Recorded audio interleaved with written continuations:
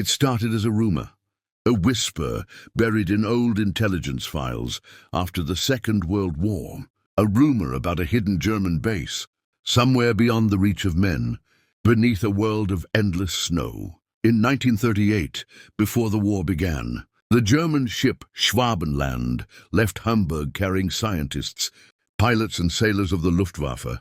Officially, they were studying whales. Unofficially, they were mapping territory. Their mission was codenamed Schwabenland Expedition.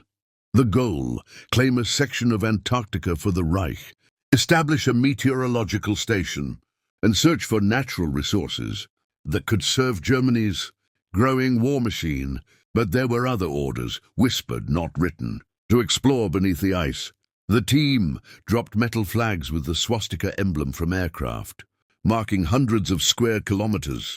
They took thousands of photos with stereoscopic cameras, the kind used for 3D mapping. They collected samples of rock, ice, and even plant fossils. When they returned, they said little. Most of the photographs disappeared into military archives that remained sealed for decades.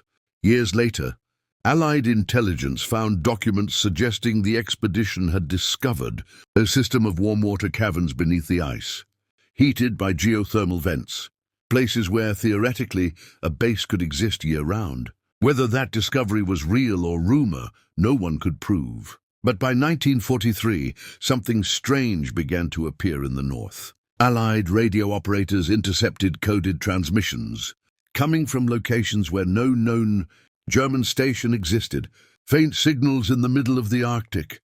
When British scouts followed, they found abandoned fuel barrels, broken antennas, and footprints frozen into snow. Something or someone had been there. Historians dismissed it as isolated weather teams, but there was one code name that kept reappearing in captured German reports: the Schatzgräber, treasure hunter. Officially, it was a weather station on Alexandra Land, a frozen island near the North Pole. Unofficially, it became part of the legend, a place where science, secrecy, and survival collided. And so began one of the most haunting mysteries of World War II, a story of isolation, obsession, and ice. If you enjoy uncovering the hidden sides of history, make sure to subscribe to WW2 Curiosities.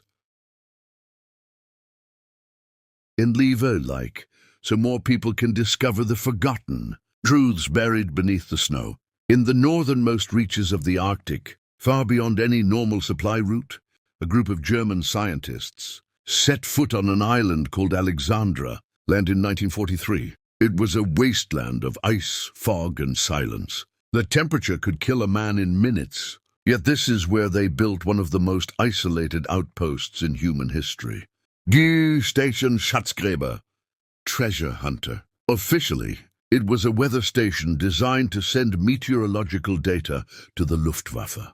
Unofficially, many believe it was something else, a cover for testing new communications, and possibly for storing materials from the Antarctic expedition. The men lived in wooden huts, half buried in snow to protect from the wind. Inside, they kept engines running day and night, sending coded transmissions that Allied interceptors could never fully decode. In early 1944, disaster struck. The entire crew became sick after eating polar bear meat contaminated with parasites. Cut off by storms, they sent desperate distress calls. When a rescue ship finally reached them, only half the men could walk. Those who survived were evacuated, but the base and all its equipment was abandoned. For decades, Schatzgräber vanished beneath ice and legend. When Russian explorers rediscovered it in 2016, they found gas masks, ammunition boxes, and hundreds of documents frozen inside metal tubes, each marked Geheim. Among them were maps of the Barents Sea, encoded weather reports from coordinates that didn't exist, coordinates pointing not to the island, but to an area hundreds of kilometers. Further north, deep beneath permanent ice, was that where the real treasure lay? No one can say for certain, but what is undeniable is that Schatzgräber was real, built by real men, in real suffering, chasing orders that no one outside the Reich ever fully understood. If this story fascinates you, don't forget to like the video and subscribe to WW2 Curiosities.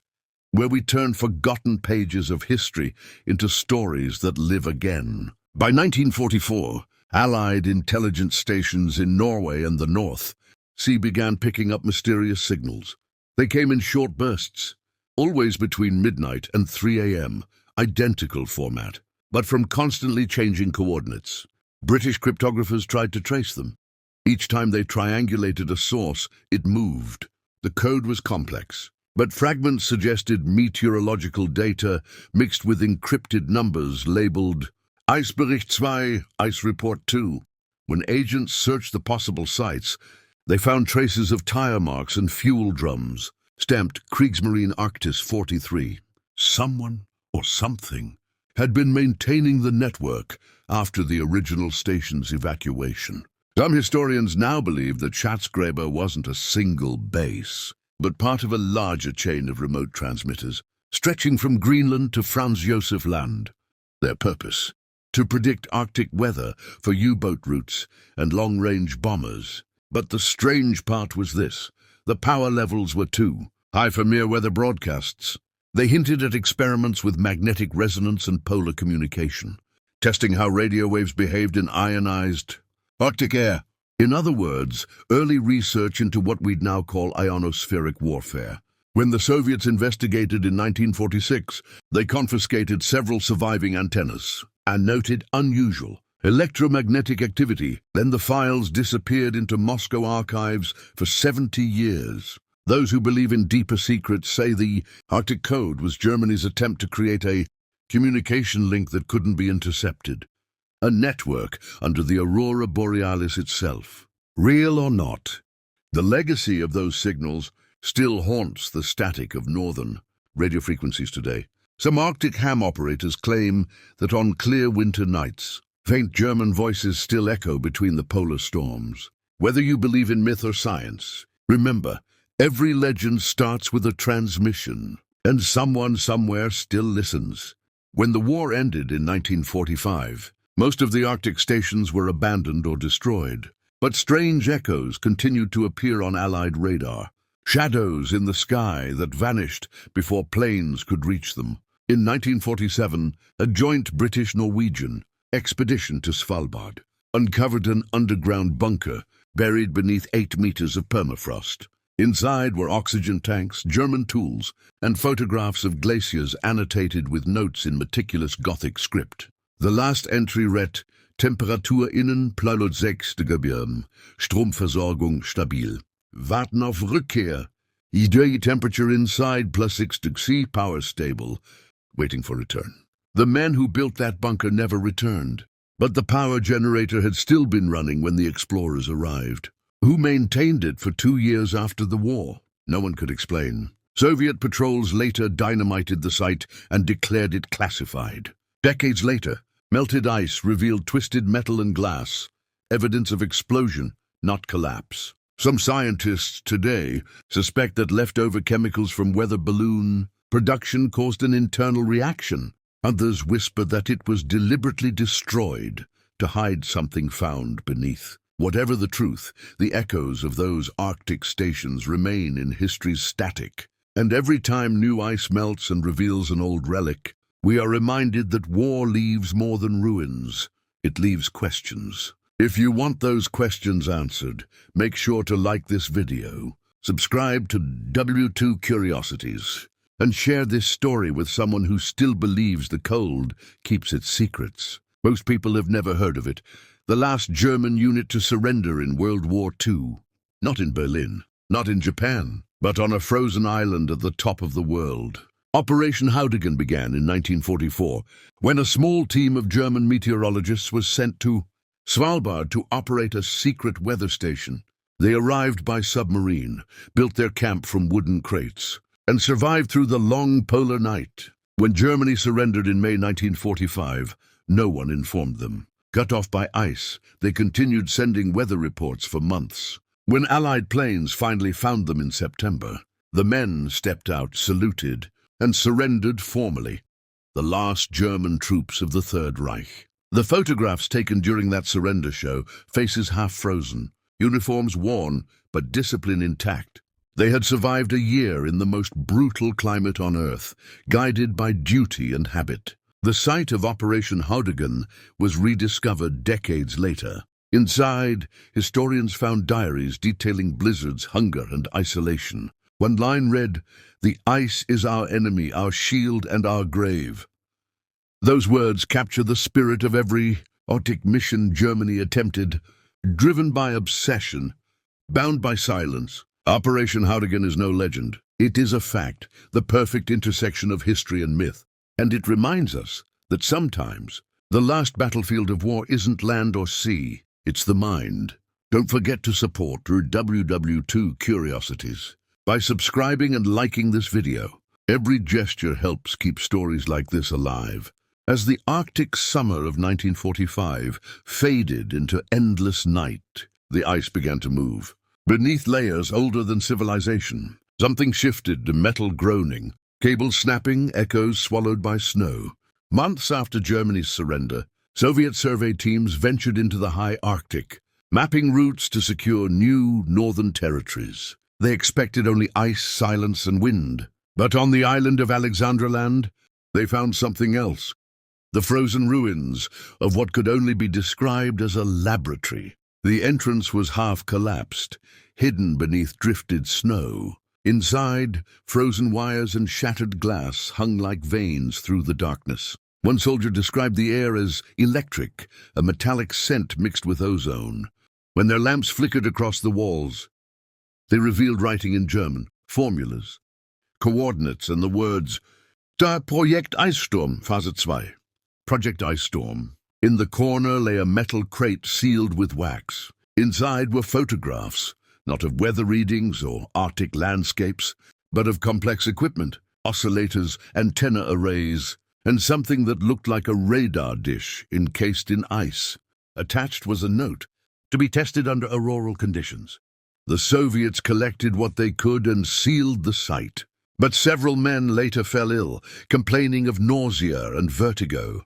The Geiger counter readings were unusually high. Some historians today believe Project Ice Storm was an attempt to study the effect of electromagnetic waves on the polar ionosphere, research that would later become foundational for modern radio physics. Others think it was more than that, a test of long-range energy transmission, or worse, weaponization. By the time a Soviet report surfaced in 1952, it had one sentence underlined in red: "Certain phenomena observed cannot be explained by known science." What exactly did they find? No one outside those archives has ever seen the full documentation. But the whispers remain that beneath the Arctic, Germany was testing something that even the victors couldn't understand. If this story keeps you wondering, remember to subscribe to WW2 Curiosities, where history's silence becomes a voice again. When Allied investigators analyzed captured German records in 1946, they noticed a pattern. Every Arctic station, from Greenland to the Barents Sea, sent encrypted reports to a single destination. A post office box in Kiel marked Eissturm Kommando. The Ice Storm Command. According to surviving logs, shipments from these bases included frozen biological samples, magnetic sensors, and small cylindrical containers labeled only Energy Project. Energy Project, what could this mean? In a 1954 declassified report, the U.S. Army noted similarities between Eissturm documents and early Soviet research into ionospheric heating, the same principle later used in projects like HARPY. It suggested that Nazi scientists were experimenting with the Earth's magnetic field as a form of long-distance communication or surveillance. But there's a darker theory. Some scientists who later defected to the West described a test field north of Norway where the aurora glowed, unnaturally bright, flickering like a heartbeat. They claimed the experiment created magnetic storms powerful enough to interfere with compasses for hundreds of miles. If true, it means that in the final years of the war, Germany was exploring the same frontier that today's militaries still treat as top secret. The weaponization of the ionosphere. The Ice Storm project may have failed, but its legacy never died. When the Soviets established the drifting station, North Pole 3 in 1954, it occupied nearly the same coordinates, once marked Testfeld Eissturm in German maps. Coincidence or continuity?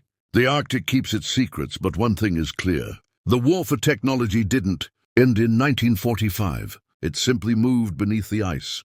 In 1958, a Soviet research team drilling ice cores in France, Alexandra Land, made a startling discovery.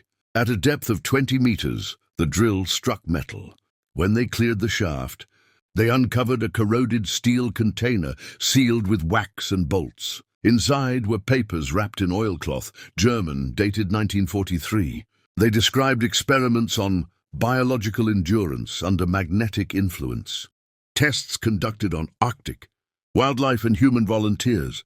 The files reference something called Versuchseinheit, Nordlicht, Test Unit Northern Light. The purpose was to understand how extreme cold and electromagnetic exposure affected human physiology. At least 12 subjects were listed, all identified only by initials. None were recorded as survivors. To the Soviets, this was more than war research. It was a warning. They sealed the documents and transported them to Moscow under heavy guard. The lead researcher wrote in his diary, "We have unearthed madness frozen in time." For decades, rumors swirled among polar scientists.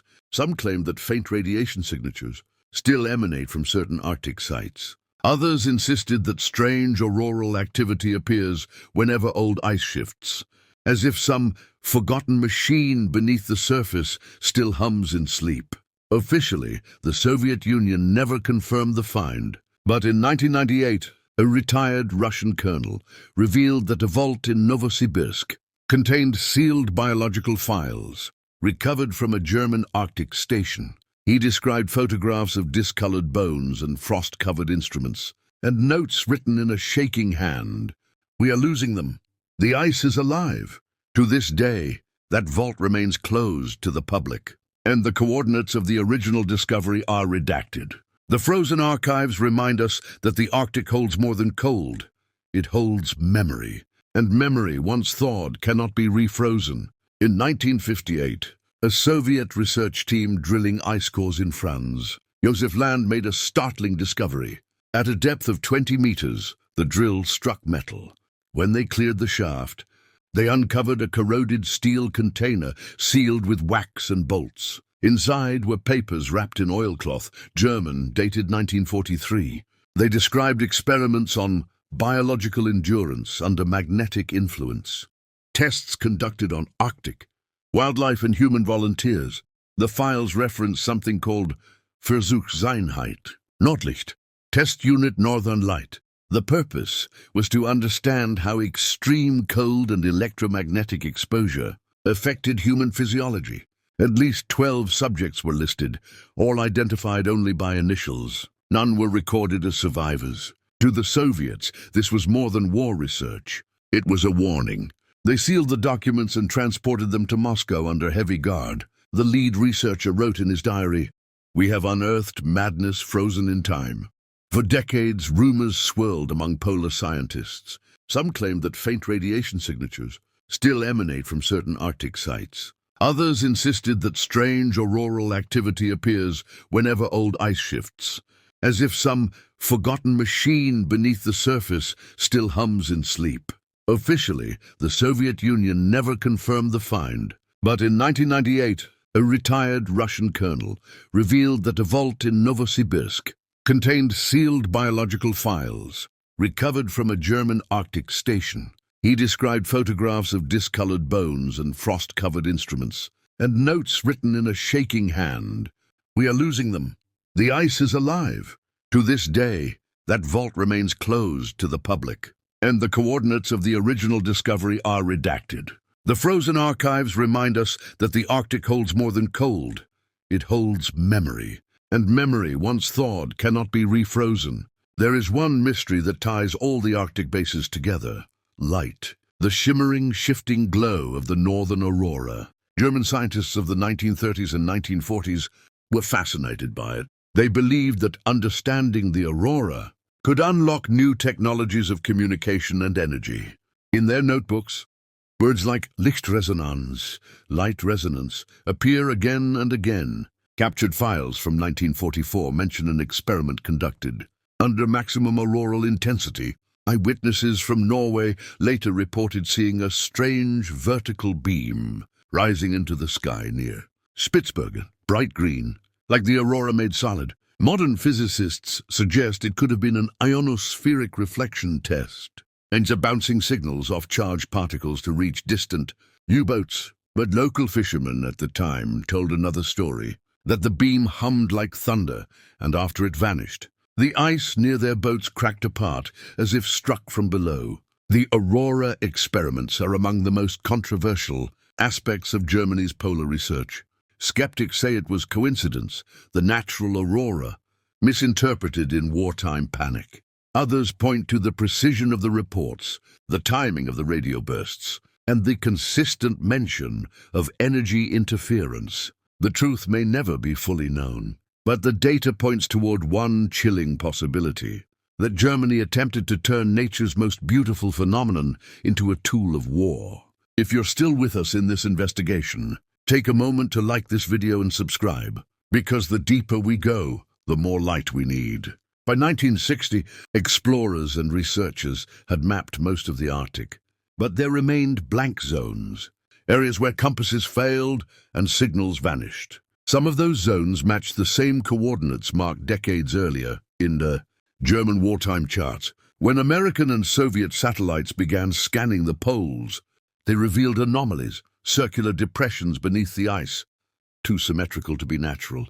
Each measured about 40 meters wide.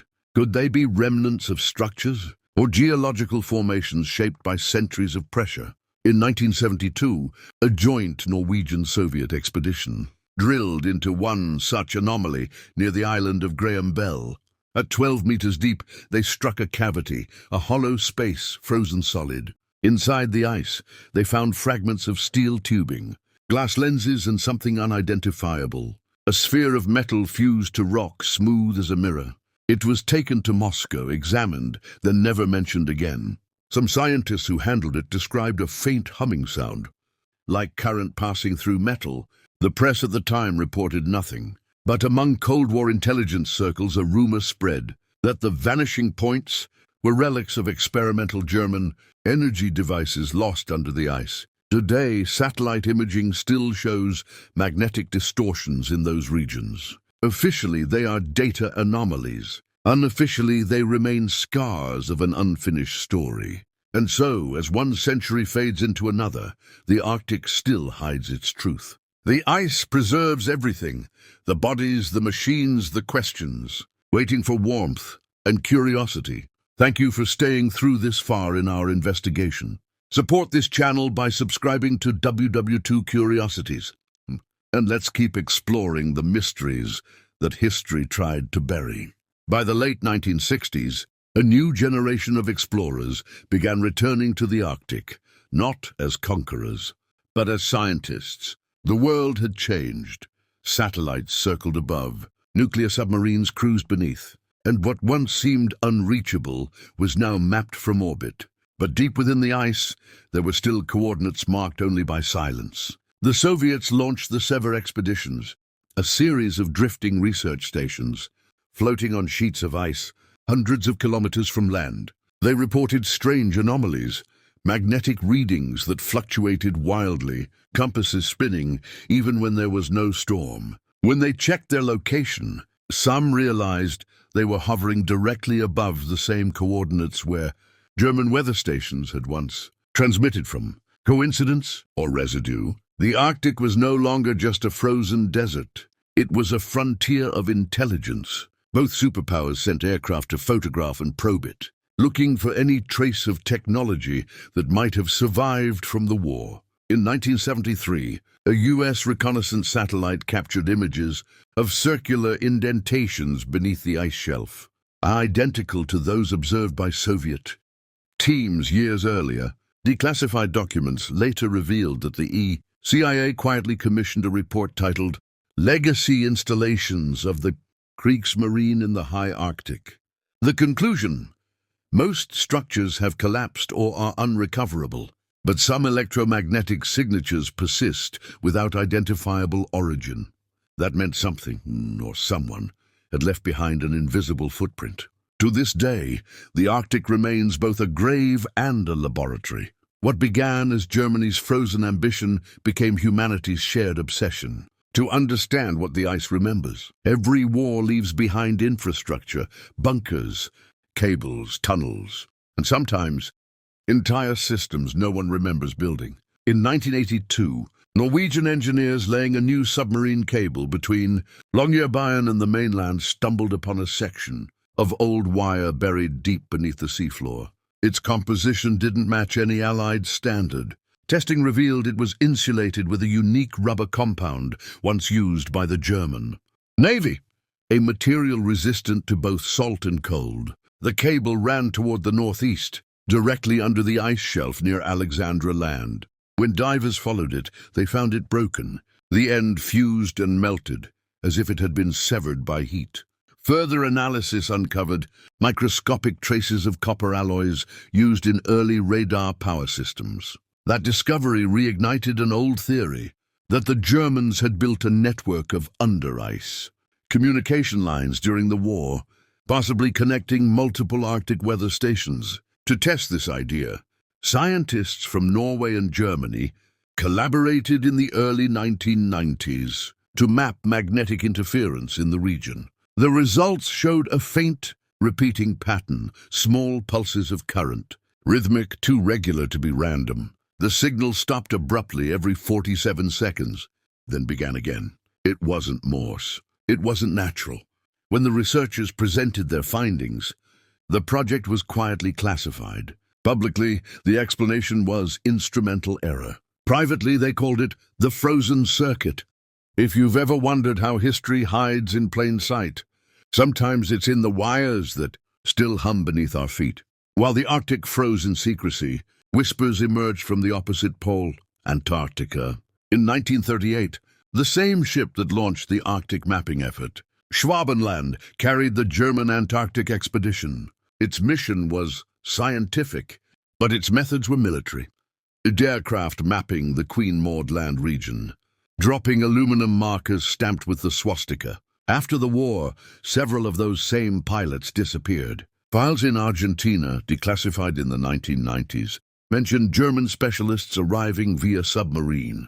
One entry describes men carrying sealed, metal tubes labeled Polarforschung, polar research. The theory that Nazi scientists attempted to establish a southern counterpart to their Arctic bases, the codenamed base, Tariwan, has persisted for decades. Most historians dismiss it as myth, but the timing is strange. The Antarctic expedition and Operation Schatzgräber overlapped in planning, sharing the same scientific leads and even the same engineers. Some surviving photographs from 1939 show prototypes of drilling equipment identical to what was later recovered in the Arctic. Coincidence or continuity? In 1947, U.S. Admiral Richard Byrd led Operation High Jump, a massive naval mission to the Antarctic, officially for research, unofficially to test Cold War readiness.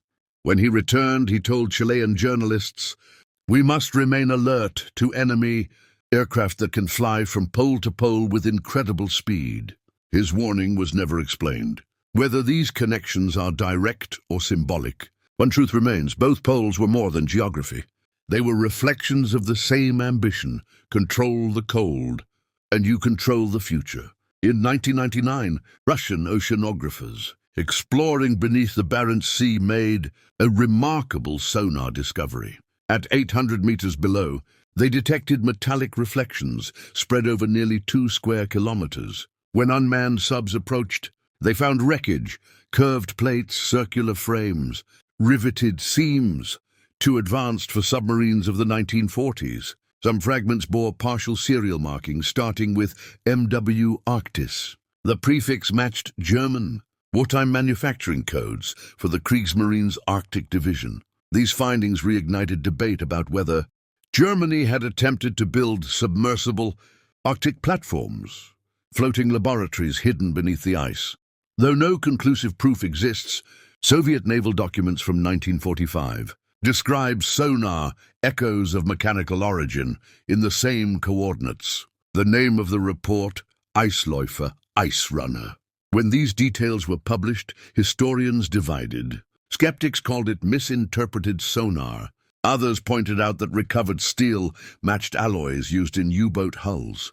The truth may lie somewhere between. Nature reclaims everything. If structures once existed below the ice, they've since collapsed under centuries of pressure. But what sonar still detects, rhythmic, echoing, might be the remnants of an idea that refused to sink. Beneath the waves and miles of cold, human ambition still whispers. And perhaps that's what the Arctic truly preserves, the sound of us trying to go too far. By the 21st century, the Arctic had become a stage once again, this time for science, not war. Satellite imagery revealed thawing coastlines and melting permafrost. But as the ice retreated, it began revealing relics that had been hidden for 70 years. Twisted metal, rusted machinery, and fragments of paper sealed in frost. In 2016, a Russian expedition officially rediscovered the remains of Station Schatzgräber. They found ammunition boxes, porcelain plates stamped with eagles, and fragments of scientific instruments. The world finally saw proof that the legend was real. What they didn't expect were the diaries.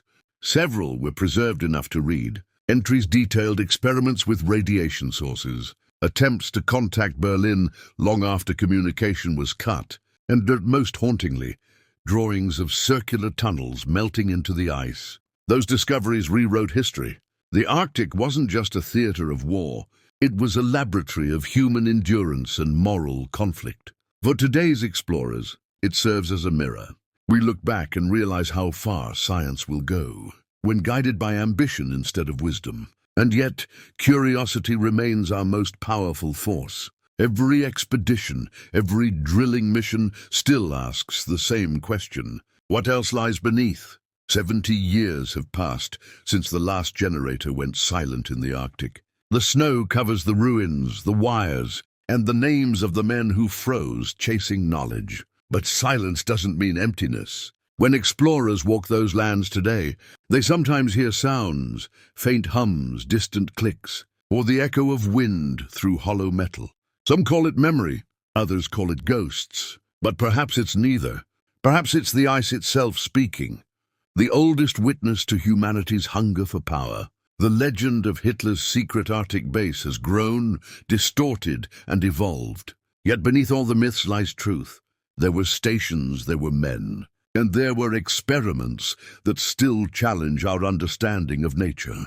History isn't about certainty. It's about persistence, the will to keep asking even when the answers are frozen. And so, as you reach the end of this story, remember, every myth begins as a fact. Every silence once had a voice. And the Arctic, vast and eternal, remembers all of them. If this journey fascinated you, subscribe to WW2 Curiosities. So, leave a like and share this video, because the more we remember, the less the past can hide.